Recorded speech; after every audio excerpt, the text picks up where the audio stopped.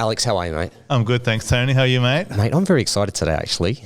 And one thing I love doing is actually travelling around the world. And if I was going to ask you one question, what's your favourite place, being the tech guru that you are, what's your favourite place to travel to on the planet? Because a quick side note, so Tony preempted me to say Silicon Valley. Really, Alex? Well, because people who know me will know that wouldn't be the place that is my favourite place. I definitely like going there. I'm definitely inspired by it. But I think my favourite place is like Mykonos or something. Sure, Silicon Valley is what I heard. And what I'm really excited about today is we've got Sarah Liu in today from the Dream Collective. Now, Sarah, welcome to the show. Hi, Tony. Thank you for having me. Hey, it's great to have you on board. Now, Sarah, you've just come back from Silicon Valley, and I actually saw you do a talk not long ago, and it was called, your learnings from Silicon Valley, which That's right. Yeah. So I'd be really keen and interested to know that. But I'm just going to go through your portfolio at the moment. You are the managing director. You're an entrepreneur. You're a speaker, and you're a passionate advocate for women in leadership and also diversity. Now that's pretty extreme. I've got to ask, how old are you, Sarah? So I'm actually 33. You're kidding me. You have written 3 books as well, right? That's right, I have. Yeah. And we're actually in preparation for the 4th one. Wow. Yeah, for release next year. That is amazing. That is really, really inspiring. And listening to you as a speaker, I've got to say, you are a beautiful speaker. You're so well articulated, and you just got out there and we were there for 30 minutes listening to your story about, sharing your story about what happened in Silicon Valley. And you had everybody on the edge of their seat. Oh, that's good to hear. Thank you. It's always reassuring. And it was early in the morning too. That's right. And so I was super excited's not the right word, but I was like, man, this is awesome. Yeah. This is really good. And I think that's exactly right. I think if you're not having fun, then people are not having fun. So I think it's very much about just being relaxed and, share things that are actually genuinely interesting to myself as well. And I'm sure, that will be the same for others. Yeah. Well, that's what we're going to find out today. Now, Sarah, tell me about your story. How did you become the managing director and the founder of the Dream Collective? How does that story come about? So I actually come from a background in marketing and branding, and throughout sort of my career, I've always been quite ambitious and wanted to climb the corporate ladder very quickly. And throughout my journey, I was confronted by the lack of development opportunities for women in business. Particularly, I think in that early to mid-career stage, I found that a lot of the development opportunities happens in that executive level. But quite frankly, unless you actually work with a pipeline of emerging female leaders, we won't see the landscape change. And if you only invest in that top end, it's too late. So what are some of the unconscious biases? Because I think this was the thing which I started to really understand is the things which you can't see. Yes, absolutely. That are there. So let's expand on that if you could. So I might just quickly talk on, for example, the 4 biases that's most prevalent to women in the workplace. Number 1 is likability bias. So likability bias is when success and likability are positively correlated for men and negatively correlated for women. So successful men are more likely to be liked, whereas successful women, the unconscious bias is that people tend to find them less likable, more intimidating, and therefore it creates, a misperception in the workplace. Across both genders? Across both genders, yeah. So successful women are not liked by both men and women. Wow. By women as well? By women as well, that's right. Why is that? I think, there's a lot of, it goes back to, behavioral science and all that. I think, when it comes to unconscious bias, we all have it. And it's actually not possible to remove it because human, even when it goes to as early as, the Stone Age days, hunter-gatherers, we as humans need to make decisions in a split seconds, and that's based on assumptions, filling in the gaps, past experiences informing current present decisions. So we all have unconscious biases, but when we translate that into the workplace, it starts to have a really negative impact on certain demographic, and women being one of them.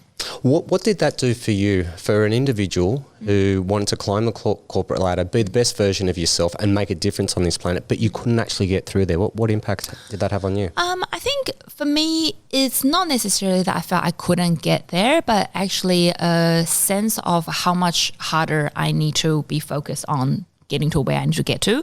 I managed to channel it in a very positive way, which is great. I stayed focused, stayed on path, and, turn that into a positive energy in terms of creating a business that will propel other young women forward as well. Yep. Did you have a mantra, or did you have, what did you do to get through that? Because everybody's got a different strategy on how you push through. I think for me, it's always believing in yourself, because the more you believe in yourself, the less you need others to believe in you. And I think, but how do you believe in yourself when you've got so much doubt thrown against you? I mean, like you got self-esteem, and then you're just getting it knocked out all the time. So where do you find that? I think there's a couple of ways around doing that. One is having a bit of a support squad around you. Surround yourself with not only role models, who's been there, who can encourage you in a very meaningful way, but actually surround yourself with, partners, with friends, with colleagues who share similar values and can support you. I feel that's really important because once again, you're the average of the 5 people you surround yourself with. So if they are naysayers, then that's the route you're going to go down. But if they see the possibility, they have been there and they can coach and support you through it, I feel that makes a tremendous amount of difference. Yeah, nice. And that's where the Dream Collective can help, right? And this is a plug for the Dream Collective, but this is actually there to support women and actually have a good support network around. That's right. Yeah. So that's where we very much started as a sort of collective, and women getting together. We run workshop and seminars, but since it has evolved into more of a B2B diversity and inclusion consultancy, because what we found is that it's no longer enough to just empower and equip women, getting women together. We need to work with businesses to actually change the landscape, to change the way we hire, to change the way we promote women, to change the way we retain women in the workplace. So that's why over the past years we've started working with businesses such as Google, Adidas, Lego, to help them attract, retain, and advance women in the workplace. Yep. And how receptive are they to this? Sorry, Alex, you're just about to jump in. No, because I just remember she said they were basically... 4 pillars, we've got to one, We got to the first pillar, and I was like, because I don't want to forget to finish it, because I don't want to get some comment on social media that says, hey, you cut her off after the first pillar. You're such a typical male. I'm sorry, I'm just excited. No, Alex, what I've done is, in preparation, that I actually wrote down there's 4. Yeah. We've only hit 1. Yeah, just want to make sure that... Yeah. So what were the other pillars? Yeah, because so the first one was likability. That's right. Yeah, and the second one is performance evaluation bias. So performance evaluation bias is where men are more likely to be evaluated on future potential, and women are more likely to be evaluated based on past performance. So what that means is, for example, a man and women are going for a job, even though neither of us have had the experience, operating in that capacity, it's more likely for people to go, to see a man and go, you know what, I actually think he has got the potential. He's got what it takes. Whereas it's more likely for them to see the women and go, actually, you know what, like she hasn't got the experience and the evidence to prove that she can do the job. And once again, it happens for both men and women as well. So we see that, actually translating in some really salient stats where women will only apply for a role when she probably fulfills 90% of the criteria, whereas men are more comfortable putting themselves forward for a position when they tick the boxes around 60%. Sure. So how do we change the landscape on that? So I think a couple of really practical ways is one, making sure that the language used in our job ads are more inclusive. So for example, language is like must have 16 years of experience. If this person has 15 years and a half, are you going to reject it? So it's making language a bit more inclusive, right? And making it more value and culture driven, and output, driven rather than past track record performance. So highlighting on what you need this role to fulfill rather than what you need this role to have done. And it's not just like a gender thing. It's actually, it just helps us attract the best and the more diverse talent possible. So one of the things that we did here was after last year's International Women's Day. We had the senior women in our team actually have a look at all of the job ads, make sure that it spoke to them as well as to the men, because sometimes we had like some templates that we had from a couple of years ago, and so even though the women are the people that actually have posted those ads, maybe they weren't speaking the same to women as to men. And so we made some updates. I'm not quite sure actually how much that's changed, but I could see the difference in how the language was written. Yeah. It was a bit more about the experience and it was less about the stuff. Yes. You know, and Yeah, it was like, it was exactly. quite interesting. I was like, hey, that still says it's the same exact thing. job role. Yep. But it sounds a lot more positive. Like it was weird. It was like, it was Exactly. kind of hard to put. That's right. So all that is the unconscious bias that is really hard to actually pinpoint, but in fact creates a huge difference. So, our client Google and some startup actually have created basically a system to try and remove biases in job ads. It's almost like an autocorrect, mechanism that you can have. Sure, they've got some software that does that as well because they're Google. They're like, no, we'll get the AI to do it. Yes, yeah. I mean, like when we look at Google and Facebook, you'd like to think that they've moved with the times, where they would have chosen different ways of employing and recruiting staff and whatnot, so wording, but they're actually looking at just now of changing their, like a couple of organisations that I've worked with was with government organisations where we're looking at state New South Wales Transport, where they're looking at having 50% of women in management by 2024 and the changes that they've gone through, and I think it's quite positive for a government to actually support that. And if you have a look at Labor as well, Labor's got 50% of their benches all females as well to get that a different. So there is a shift happening there, but I'm surprised that Google and Facebook need to shift as well. I thought they would have already jumped on board. They are, and they're very progressive and very advanced in that space, but they are at that next level where they're thinking, well, firstly, they actually have very much harsher target for themselves, compared to the rest of the industry. But the second thing is that they are now at a place where they are thinking, how can we lead the way? Yep. How can we drive thought leadership in that space? Doing well ourselves is no longer enough. How can we change the industry? And that's why, we've sort of come together to, create some initiatives and contents and to support different businesses to develop thought leadership in that space. Nice. Okay, so that's number 2. Now we're going to get on to number 3. No, I'm onto it. I've got this. Yes, and the third one is performance attribution bias. So what that means is men are more comfortable attributing success to internal factors, and women are more comfortable attributing success to external factors. So for example, how that plays out in the workplace is a woman gets promoted. She's like, oh, I have a supportive boss. My team was great. Everyone else but me. Whereas a man is more comfortable owning that success, saying, well, you know what? I actually worked my ass off. Sorry, can I say that? Yeah. Sarah, you should hear me off the mic. That is so PG right now. All right. Yeah, no, that's a fine one. It's Tony that's not allowed to say anything because it's a slippery slope. It is. Yeah. It's because as soon as I let the first one go, that's it. Yes, that's right. So I will send myself. Yeah. So, men are more comfortable owning that success and saying, hey, you know what, I worked really hard for this promotion and I'm really glad that, my contribution is recognized. So what that means, and this is not to tell women to go, hey, from now on, like, don't be a team player, don't attribute success externally, but it's to find that balance. Because if we continue to not own our own successes, then people can't recognize it, and that's a real challenge. I'm going to go from a DNA perspective here. Females are natural nurturers, which means they'll look after others, they'll love her. And like you think of mums, like my mum, like she's the best person on the planet. She brought myself up, my sister up, and she put up with my dad. And she's never taken credit for that. Right, but that she's the backbone of it. And I see females in the workplace do exactly the same. They do so much. They put their heart and soul and they'll give credit to everybody else. And themselves. Yeah, and then whereas dad would come home and tell us how great he was, how much money he earned, how the family would be nothing without him, and it just goes on and on. Do you know what I mean? Yeah. So now we're going against almost, and I don't know if this is a conditioned thing or if we're actually naturally programmed like this as human beings to be one way or another. So you're actually asking females to maybe go a little bit against the natural way and say, hey, let's take some credit for the good work that we've done.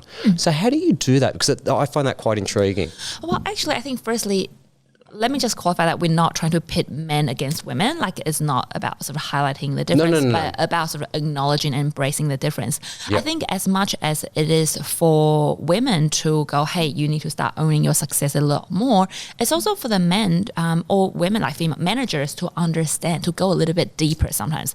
When, for example, if I have a team leader who performs really well, but is not owning their success, how do I support them in their development to claim and to own that success a lot more comfortably? Yep. Because the reality is when you have a senior leadership executive roundtables, reviewing who's going to get promoted, they're not going to look deeper. They're just going to remember the last conversation they had with someone who says, hey, I did all of that, versus someone who they don't know if contributed to the end success.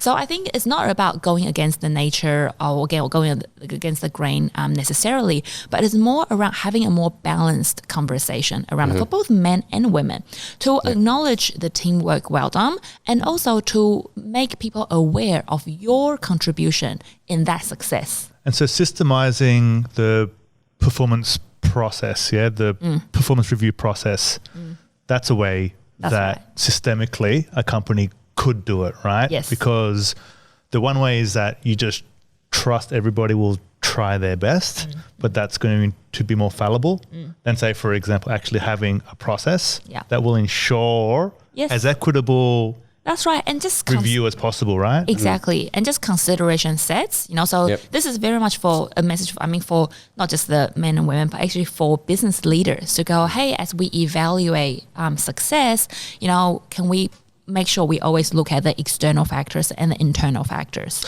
How do we get people to feel comfortable with that? And I get that because I agree with what you're saying, Alex. You go through that process and then you go through your performance reviews, whatever you may be. But now that individual has to actually get comfortable with saying, hey, I did okay, I did this really well. How do you go with it? Because that's another ball game altogether. It is. Yeah. And that's exactly what our programs are designed for. Nice segue into that, isn't it, Sarah? Do you like how we did that? I didn't even know that. I know, we didn't even plan this. That wasn't even scripted. This is not on these notes here, all right? That's right. And these are the kind of things that you can't even script it because that's the reality that we have so much insight into what will help a woman succeed in the workplace and what will help businesses build a diverse and inclusive space. So we've actually designed our program to actually really support women, especially in that early to mid career stage, to really owning that success. So it's about, practically giving them some tools and languages and sort of, assessment metrics to help them owning that. But also in terms of building confidence around having courageous conversations. So some really practical tools where people will come in and also understanding the value of it. Because I think a lot of people feel, why should I own my success? Women tend to think, oh, am I just bragging? But it's not bragging if they are facts. You are simply sharing facts with people. The motive is not to get a promotion or make yourself look fantastic. The motive is because you wanted growth within the team or you wanted something like. When you go into, so when you identify their values or their strengths, especially with females, do you find that there's always either values of family, community, connection or things like that, whereas a male might be something like? I actually think as long as you're a human being, regardless of a gender, those are the core. I have yet to come across a male manager, a male leader to go, family and, community is not part of who I am. Yeah, but what you're saying, and you identified it quite well before, I think males can tend to be superficial. So when you ask them their leadership values, they'll go, it's strength and it's leadership and it's, it's all these things like being part of the military and leading my team forward and and all these positions of power or authority that where their values lie. But I absolutely agree that as human beings, our true core values is connection and community and love, really. And I think you've touched on a brilliant point because that's in essence what diversity and inclusion is. It's not about women or gender necessarily, but actually how do we give men more permission to embrace other qualities and other strengths that they have. Look, I remember many moons ago, I actually did a course as a lifeline counsellor. So as I was doing it, and one of the most interesting things was we were sitting down, we were doing training as counsellors, and our teacher goes, we're going to talk about fill statements now.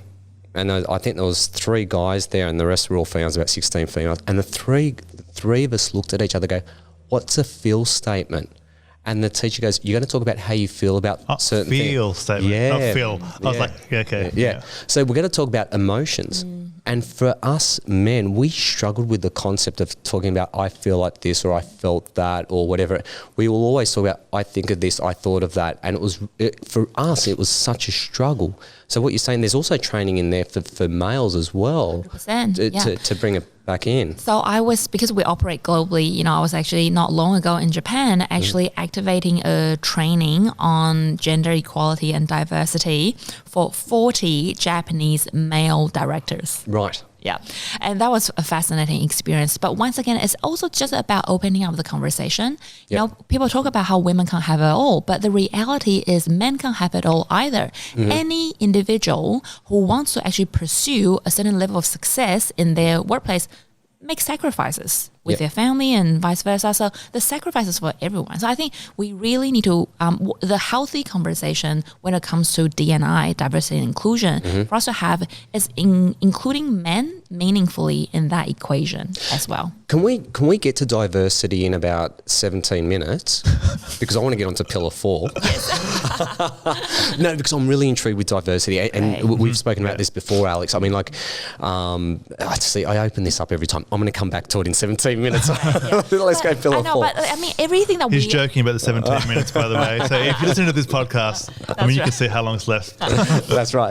But the reality is actually, everything that we've talked about so far has been in the realm of, diversity already. The fourth pillar that, I want to talk about is maternal bias. So what maternal bias means... You left this to 4. I'm glad you didn't open this one up because I'd be stuck. I'm such a big fan of this conversation. And yes. So what maternal bias means is that when women enters motherhood, there's an automatic assumption that they're going to be less committed to work. When the same assumption does not happen for men when they enters fatherhood. In fact, I think, from what I've seen, people assume that men are now going to work harder because they've got a family to support. So the bias goes the other way. But what it means... That's so interesting. That does sound true. That does sound like something which... Yes.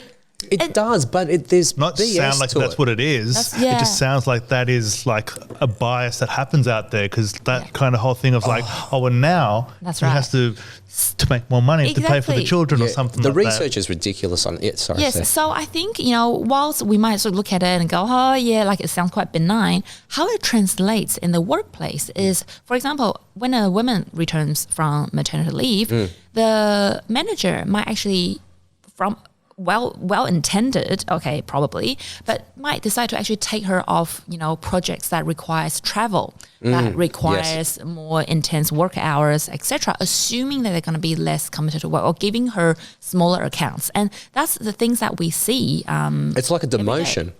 Pretty much. That's right. And you know what? We're not saying that, every, women, like everyone wants to, continue a trajectory of becoming a CEO. But what we're saying is that we need to be mindful that this bias, exists so that we need to have conversations and we need to have transparency around understanding each individual's desires, career appetite and aspiration when they come back. Instead of having that assumption, right? Correct. So so the thing about unconscious bias is that it's okay that we all have them. Okay, there's nothing wrong with it because that's how humans need to make decisions and that's fine. But what's not fine is if we leave it as it is and not have conversations around it. So all that is around unconscious bias is that we need to be aware that we have those biases. And those 4 biases in the workplace specifically can hurt a woman's career very significantly. I think not only females but males as well. Correct. Because we're moving, the society's moving, the world's moving. We want to be more united. We actually respect each other's roles, and we understand if a job's got to get done, it's just whoever can really come up and step up to the plate. It doesn't matter if it's male or female. It doesn't matter what country they come from or anything like that.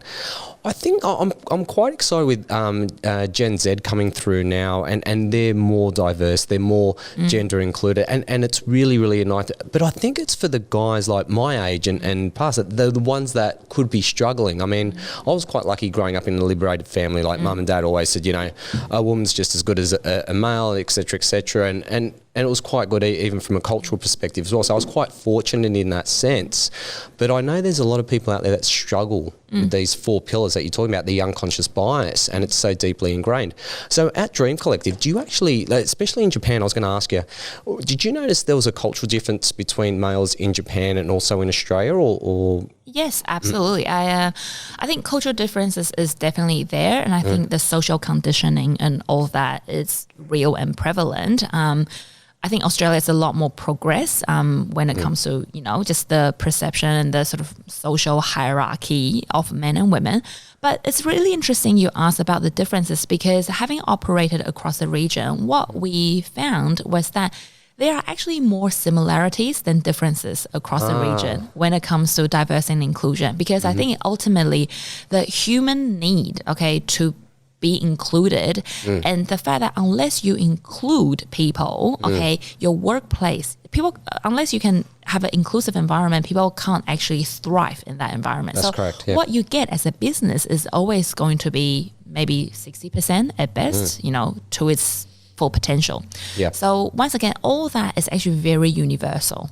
It's interesting as well, because outside of the inclusion part of making sure that everything is kind of as fair as possible across all the genders, it's actually helpful to the business's success as well. I mean, I remember at the talk at the Growth Marketing Mornings, you had a few examples of kind of how some companies had just got it so wrong. Absolutely. And so actually this can help success in, terms of the business as well. So are you able to just talk about a couple of those examples? Sure. Because I think they hit it on the head. I was like, oh wow, I didn't even consider that would be That's right. a context. Is this the favourite place you like going to, where you like to travel to?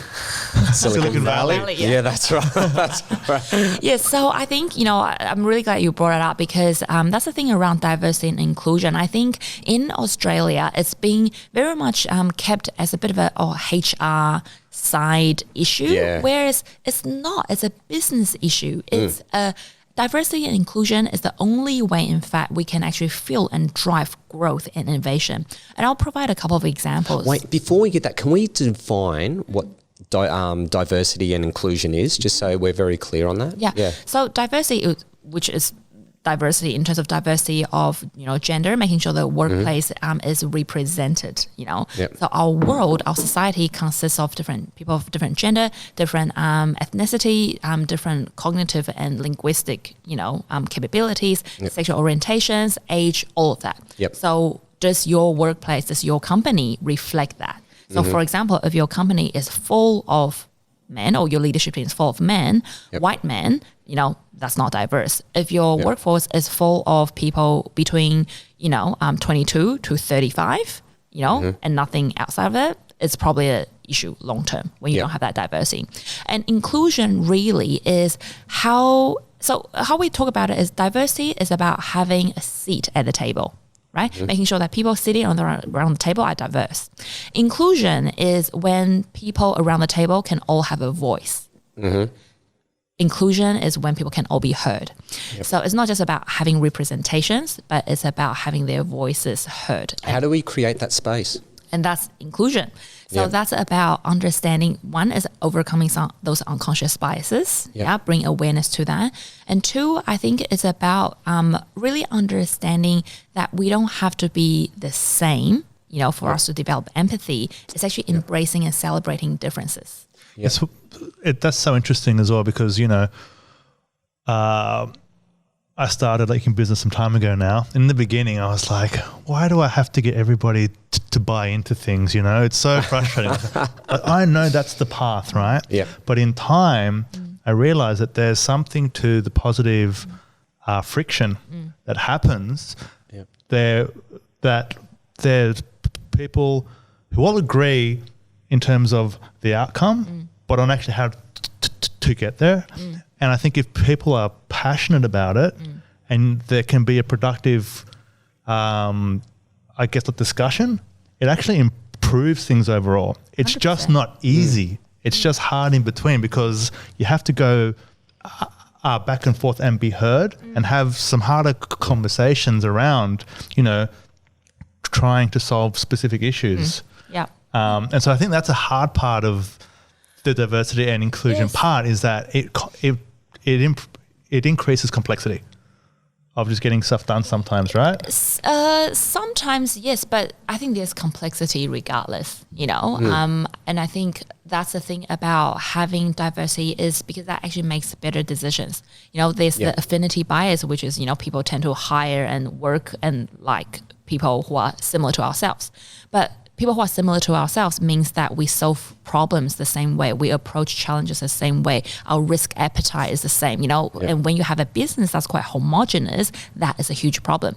So which leads to, the example that you asked me to share. So, for example, when I was in the Silicon Valley, IBM actually shared that when the, the automatic water tap is invented and created, Black Americans actually couldn't use the water tap. Why? Because the sensor was not programmed to pick up dark pigments. Yeah. So that's like a good 35% of your population unable to use your product.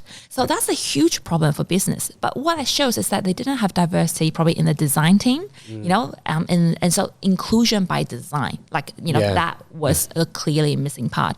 YouTube talks about when the YouTube platform was first created, about 10 to 15% of videos that are uploaded were upside down.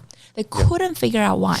And what they realized was that they forgot to actually take into consideration people who are left-handed, who films, content, upside down, with their left hand, and therefore it was uploaded upside down. So things like that just goes to show that diversity and inclusion, having diverse view, having diverse representation is merely a representation of your market and your user. And unless you include those views and those needs, it's simply your business cannot succeed beyond a certain point. What I love, Sarah and Alex, I love the word inclusion, because what we're saying is the one of the basic fundamental needs that we have as human beings is a sense of belonging, and inclusion came in because the only time we ever felt safe as human beings if we were the same. So if you're like your Chinese background. Taiwanese. How close was that though? Yes, so good. There you go. Good job. 5 points for me. So you would feel more like growing up in a country town, you'd feel more comfortable with Taiwanese people. But if you went overseas and you saw somebody else from Taiwan, you would feel safe straight away because you recognise a similar person. And your background, what's your background? Greek, of course it is. Greek. Same thing. So you'd feel more comfortable with Greeks because you belong to that. You understand the culture. You don't have to. I actually feel more comfortable with Australians if I go overseas and I hear the accent. I'm like, oh my God, an Australian. Yeah, it's an Aussie, but that's what we do, right? I can't talk Greek that well, so I'm like, please don't talk to me in Greek. Yeah. But what it is, it is built in to a degree. I think we're conditioned to be that way, but we need that sense of belonging. The thing I love about inclusion is now we're saying we all belong to the planet Earth. Can we all get along? Can we have a sense of belonging where we're all the same, we're all equal, and we've just got to get along, as simple as that. So we're not divided by borders anymore. Yeah. Yeah, exactly. And I think for businesses as well, we get together because we are collectively trying to solve a problem. Collectively, let's say at Web Profit, we are trying to grow the business, serve our client, So we need to come together, and unless we have a diverse team representing diverse view, we can't service our clients the best possible. So it's just a very clear business case there. And I think that's why I really want to always encourage people to think about diversity and inclusion beyond like a HR, nice to have, like a International Women's Day sort of topic. But in fact, it's good business practice. Unless you have it, your business cannot grow. Makes sense for the organizations that are larger. What do you do if you're a small company? Yeah, and you've got, I say for example, a couple of staff or 4 staff. How do you start to think about there? How do you, start to get the same, say, benefits? Because it's almost easier for larger organizations in some ways because of the size of their staff, but if you're smaller, I think you can hide it better in a larger organisation, to be honest. You can hide it better, but there's also a lot more things which you can do to change, right? If you're smaller, you don't have that many staff. So then how do you make sure that you get parts in? Is there some hints, some tips or something like that? And I think the first part is being aware of it. So I'll use, our business as an example. We're relatively small, and So, we're not at a sort of, 200, 300, mark. We've got about 12 staff, around around the region. But you're dealing with small companies, Sarah, like Adidas and what was the other? Hey, but you know what? That just goes to show that it's about diversity, because big companies need smaller, lean, agile startup entrepreneur organizations to actually service them. So once again, you're seeing that diversity and that complementary element. 100%. But I think, with small businesses, sometimes it's easier for us, because once a leader makes that decision, it goes all the way, whereas big businesses, we actually find that change management piece is quite hard. You might have the CEO who really buys in and the board is like totally bought into it. But you get what we call the frozen middle, which is that middle management people who just are stuck in their old way of doing things.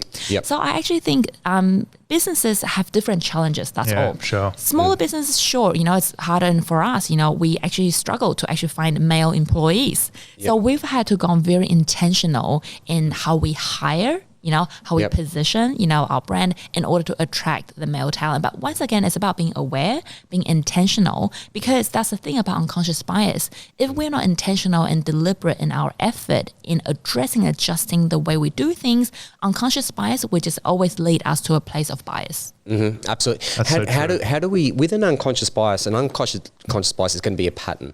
Over time. So it can be a whole lifetime. So now what we're asking to do is we're asking people to get rid of a pattern and replace it with a new pattern, right? So at the Dream Collective, how do you actually go about that? Because let's say, that frozen middle management bit, that's the bit that's stuck. How do you give them awareness so it comes into their conscious realm? And then how do you give them the tools to actually pick up when they're falling into an old pattern so they can actually pick it up and then adjust on the fly? Yeah. So it comes down to two things. So that's how we actually work with businesses as well. So that's exactly the brief that client would give to us, going, hey, we've got this frozen middle, we've got this D&I problem, what do we do? So usually as a first instance, we go in and sort of understand where we're seeing the gap, get a sense of where people's maturity and understanding around D&I are, right? So almost understand where we sit so we know where and how far we can go. But usually, through, we do sort of workshops and sort of focus groups and what we call immersive learnings, where we actually get people together to create a safe space for them to ask questions. Because that's the other thing. I think, a lot of times men don't feel they can ask questions, around diversity inclusion. If I question anything, does that make me sexist? Oh, really? Yes. So I think that psychological safety around, even just asking questions, understanding, okay, why are we paying so much attention on women leadership? Like, why, and we need to actually make sure that we have an environment where people are comfortable asking those questions. So a lot of times those are the first step when we go into the organization. We get people together, explain, run some unconscious biases training workshops, or actually, like the Japanese client I was talking about, where we actually get their leadership together, management, taking everybody on the same journey, understanding where we are and where we want to go tomorrow, and why diversity and inclusion, share those case studies and example with them to open up the conversation. And then it's about, so that's like the cultural piece. And then we need to make sure the process reflects accordingly. So we then help clients work on what we call like a 5-pillar process. I'm looking at hiring, training, promoting, evaluating, and scheduling. So that's that flexible work. And looking at those 5 pillars of your work-life cycle to make sure that all these pillars are addressed and we remove any biases, and making sure that those 5 pillars that actually basically covers all the life cycles in your organization to make sure that they can help you build a diverse and inclusive team. Just go through those 5 pillars again for me. So hiring. So this is around, the job ads, is that inclusive? Hiring. Yeah, exactly what you're doing, Alex. Process, Process, hiring. And also, on the interview panel, do we have representation on the interview panel? So that's hiring. Sure. So training is, for example, unconscious biases. Are people getting the kind of training they need to be better managers, to build inclusive team, and also access to trainings, for example, high performing, high potential people usually are the ones that's more outspoken, Are you overlooking certain demographics of people because they don't put their hands up, themselves? So training. And then evaluating. So that's around, performance evaluation bias, removing those, making sure there's very strategic and systematic, processes in place that helps you remove biases. So is there more 360-degree sort of peer reviews going around to actually do that, or what's the tools that are used around there? It's not so much a 360. It's more around making sure the different metrics and the different evaluation pillars are fair. So, for example, potential versus experience. Okay. Yeah. Are we addressing both on this evaluation template, or are we just leaving a little bit blue sky, give me your evaluation of Alex rather than now. No, don't give. No. I think Alex is fantastic. No, he's don't do it. That's for later. And that's when Cut this part. and when we have an ambiguity like that, that's when we leave room for biases, So rather than just say, hey, give your evaluation of Alex, we actually go, hey, give your evaluation on Alex based on his performance and his past track record performance for the last 12 months versus give me an evaluation of Alex's potential. Where do you think he can go in the past 12 months? I love that because it's a totally different mindset altogether. That's right. And you're going back to as well, and what I like what you do really well, Sarah, is that you'll, especially the one in Japan, and I know you do this globally, but the way you actually introduce the subject matter is you put them out there and you go, this is the goal, this is what we're trying to obtain here.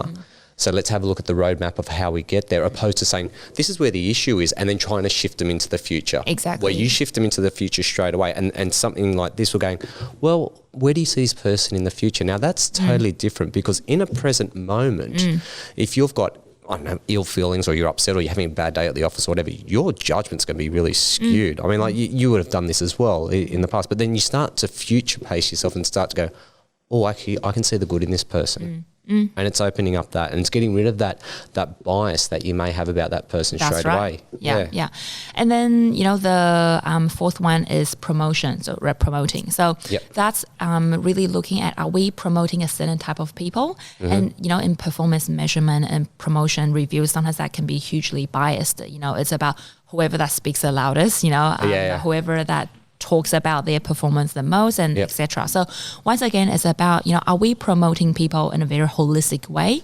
If they are a great team player, but not necessarily out there shouting to the executive team about their individual contribution all the time, are we overlooking that group of people?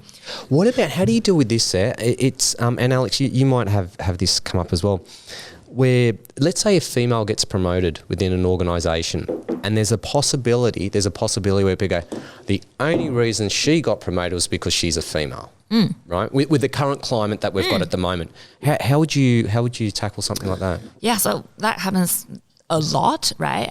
So I think sometimes we need to make it a less of a divisive thing. Okay, firstly, no business in their right mind would simply promote someone because of their gender.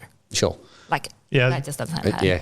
I was better to just to jump on that point as well. I think it's really hard to find two people that are the same in general. It's hard to find that person and say, well, they're exactly the same, and so therefore that person actually kind of had the advantage, right? But that's something I've kind of struggled with actually understanding. So I understand the unconscious bias part, but it's more, I think it does come back to the point around just making the environment open to both. And I think you probably have a lot more experience in more kind of traditional established organizations that potentially have that kind of thinking that happens there. I mean, we don't experience that much here because there's no two people the same. Yeah. But that's a real challenge, for businesses. And, we hear, men say that a lot, did she, or sometimes women doubt themselves, go, oh my God, did I actually get this role because I'm a woman? Really? Yeah. That actually all happens? The time. All That's the a time. common thing. Okay, so we're insulated here. No, I actually, one of my clients got employee of the Australasia Asian region, right? Great award, leader of the year, blah, blah. And she actually had doubt on why she received that. And she's just thinking, is it because I was only a female, this, that? And what she does is absolutely amazing. Her work is, I'm not going to go into details, but, it was really, Elon Musk-like. That's the way I put it. Yeah. I know, but what's really interesting is that I've never heard a man say that. Hey, I only got this job because I'm a man. I've only got this job because, hey, I played basketball or I played rugby with the hiring manager. Oh, which actually, Sarah, that's such a good point. I know it happens all the time, but no man ever says, oh, I only got that job because we went to the same high school. They own it. They step into it and they go, you know what?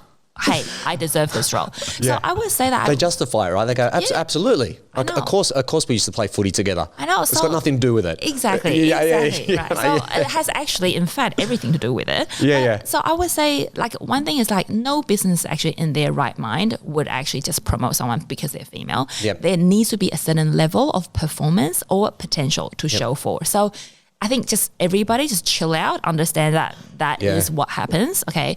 But even in the unlikely case that a woman gets promoted just because she's a woman, I think we need to understand that, you know what, like, in order sometimes to restore balance into a team, that's what's required. So for example, if you ask me, for the next employee that comes through my organization, if all else being equal, which already is an unlikely event, okay, but all else being equal, I would actually prefer the men, because right now for our organization, we need a man. You need more diversity. We need more diversity. Yeah. So there's actually nothing wrong. So similarly, if you go, hey, we've got a really young cohort in our workforce, and we would really need more sort of maturity or like more seasoned professionals, and you prefer that over the next batch of your employee intake, there's nothing wrong with that.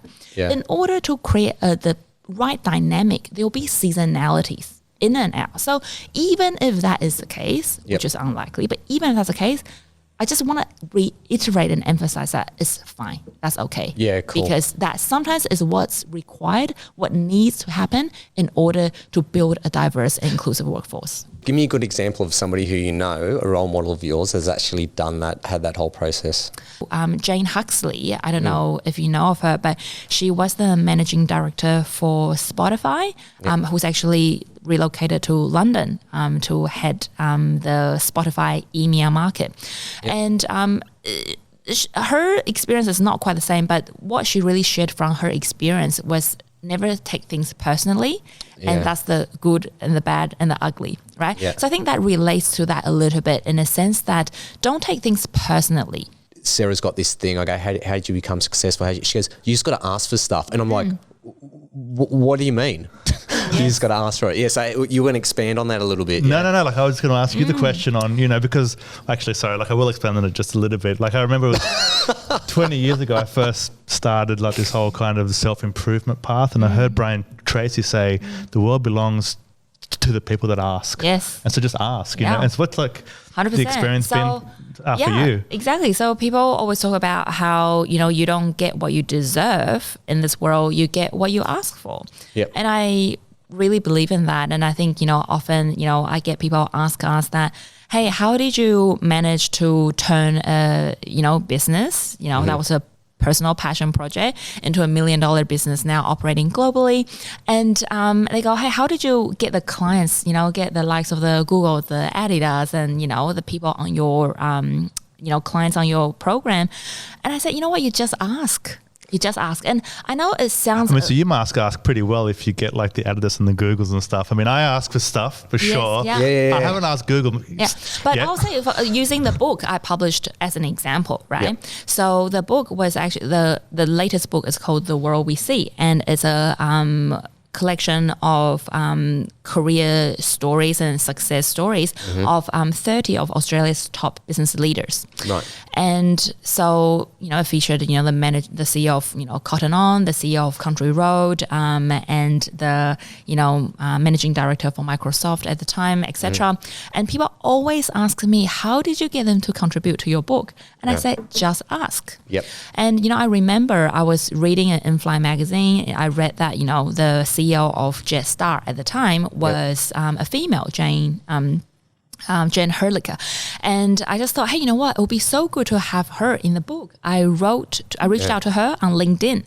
I had a short, brief, 2-sentence, overview of the project that we're doing, and reached out to her, and within the same day she replied and say, yeah, fantastic, love the idea, get in touch with my office and see how we can make it happen. Too easy. It's too easy. No, it's fascinating because on LinkedIn, and this is a tip for everyone, most people are trying to sell you something. That's right. It's the first date and they're right. just saying, hey, we sell XYZ. Can you please spend some money with us, right? That's right. And so you probably just kind of offered her something that was of value. Yeah, right? that's right. Yeah. And that's the part that stands out. It's like, this is something that I'm interested in. I can give back in a way. That's you know? right. And I think also What was in it for them? So in it for them, there's a lot actually. So one that was all in 2 paragraphs apparently. yeah. And that's exactly about, I think what I was going to say is finding the right target is half of your job done. So sometimes you ask and you don't get, it's because you're asking the wrong people. Oh, okay. Right. So just ask is not just a stupid just ask, it's a informed, wise, intelligent ask. Yep. Firstly, you're asking the right people. And that takes some pre-qualifying. So for example, in the interview that she did, I read the article, realized that, hey, women in leadership is a huge thing for her. Yep. Yeah. So firstly, that value alignment tick, right? So, and then also she's trying to actually make, some adjustments and changes, within their organization. So she's actually now active in that space, tick, for example. So you need to actually pre-qualify. So ask the right person and then ask for the right thing, Like to your point about the LinkedIn thing, we get that all the time. I don't know you. Am I likely to spend $500,000 with you? Probably not. Hey, but I don't know you. But, would I be open to maybe do an interview with you? Or would I be able to jump on a call with you?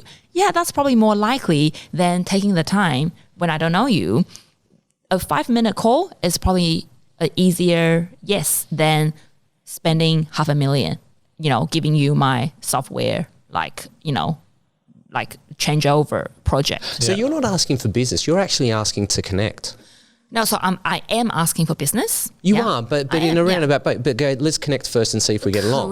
Correct. Yeah, so the motive is, because if you're asking for business, exactly what you're saying, Alex, you go, here's this bit of software, give me $500,000. That's asking for business. Yeah. But the good old, hey, I just want to have a chat to you about something. I just want to get to know you better, see if I can connect with you, if I can have a relationship with you, and then see if we can help one another out, really. Absolutely, yeah. Now, there's a different motive there straight away. That's right. And that's the thing. It's about value creation and value adding. You're not just asking people to hand your money, to hand your business. Yep. And the thing is, you got to earn it and you got to show them that you're deserving of that business.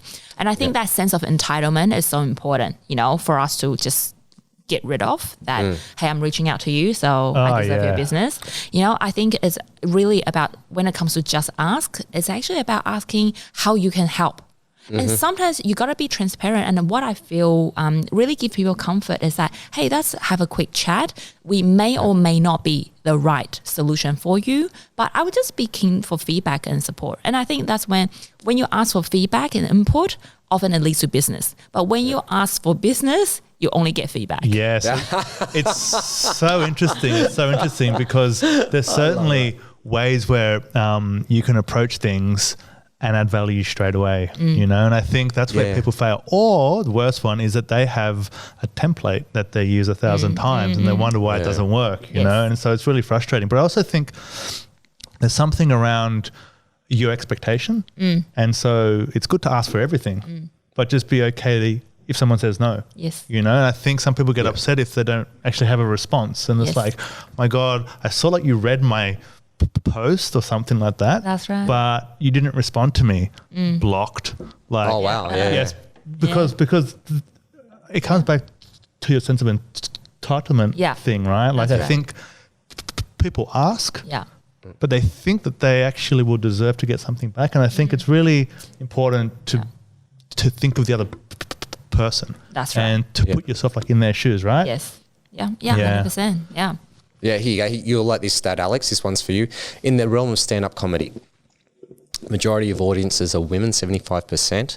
And of that, and of the 100% of tickets purchased, if it's a couple, 99% of the times the females made the decision to see what comedian it is, who they're going to see and where it's at. I bought 2 tickets in the last 2 weeks to a comedy show. So maybe I'm on the more... You're on the one Wait. Can I just say, did you ask your partner if she wanted to go to comedy? Yes. Yeah. Of course. You asked. What am I? You're going to comedy? Like, do you like comedy? Yeah, like... I know, I love it. Sarah, you are a really inspirational woman. You're an inspirational human being. And if you were going to say anything to any aspiring female out there in the corporate world or even in their own business, what bit of advice would you give them right now? I think the sort of probably one last sort of like parting sort of comment I will leave for everyone who might be listening to this, might be tuning in, is like stay curious and stay hungry. And I think, as cliche as it might sound, that's actually I think I attribute a lot of my career success to that. I think stay curious in terms of like really being curious about how you can create value, how you can add value. And when you stay curious about understanding people's problem, right? So not just pushing what you're going to sell to other people, but really staying curious and open and understanding people's problem. And as a result, business will come. And I think stay hungry is that I see so many people who tell me that they want to be successful, but they are not willing to make the sacrifice necessary to be successful. And I think that's a really key thing for us to remember is that, people see success as the wave, but there's all that undercurrent, the hard work and everything. And I think, so be clear about not only what you want, but be clear and be prepared on what you're going to give in exchange for that. So stay curious and stay hungry. Unless you're actually hungry for it, you won't get there. Yeah, absolutely. And last question for you. You're going to have a dinner party. You can only invite one person. They can be alive or they can be dead. Who would you invite and why? Amal Clooney. Really? Why? Oh, she's my girl crush all the time. Yeah. Beautiful, intelligent, strong ethics. Just, oh gosh, you name it, she's got it. I love it. Sarah, you've been fantastic. Thank you so much for coming on today. And everybody can get in touch with you at the Dream Collective. They can email your organisation. Yes, how else can they get in touch with you? Email and website, dreamcollective.com.au would be the best place to find us. And I can reach out to myself on LinkedIn. Yep. Sarah Liu. There's like a million Sarah Lius out there, but Sarah Liu, the Dream Collective. I'm really open and really happy to stay in touch. And if you're going to ask her something, make sure there's some value there for her. Right. Yeah. Because I know there's going to be 1,000 people that are going to say, I'm going to go ask her. She said it's fine to ask. Yes, of course. Yeah, absolutely. And the other thing that I'd like to promote, I don't know if you want to promote it, but you as a public speaker. Yes. Fantastic. You're very inspirational. We're very insightful. There's got to be organisations out there who'd want to hire you as a public speaker. Would you be open to that as well? Yeah, absolutely. So I speak, quite frequently as well around the world on different forums. Speak around diversity and inclusion, women in leadership, but also around innovation because inclusion is such a key to unlock innovation. Being a successful startup, founder and managing director as well. I speak around high growth businesses, innovation, new ventures, and sort of entrepreneurial thinking in the new world. So yeah. Well, that's a whole nother podcast as well. I know. I was just going, can we just start the whole podcast again? Started there. Sarah, thank you so much. You've been absolutely awesome. It's been an absolute honour to have you on here today. Thank you so much, Tony. Thank you, Alex. Thank you for having me. Yeah, this has been great. Thanks. Thanks for listening to the Growth Manifesto podcast. If you enjoyed this episode, please head on over to iTunes and give us a 5-star rating. For more episodes, please visit growthmanifesto.com/podcast.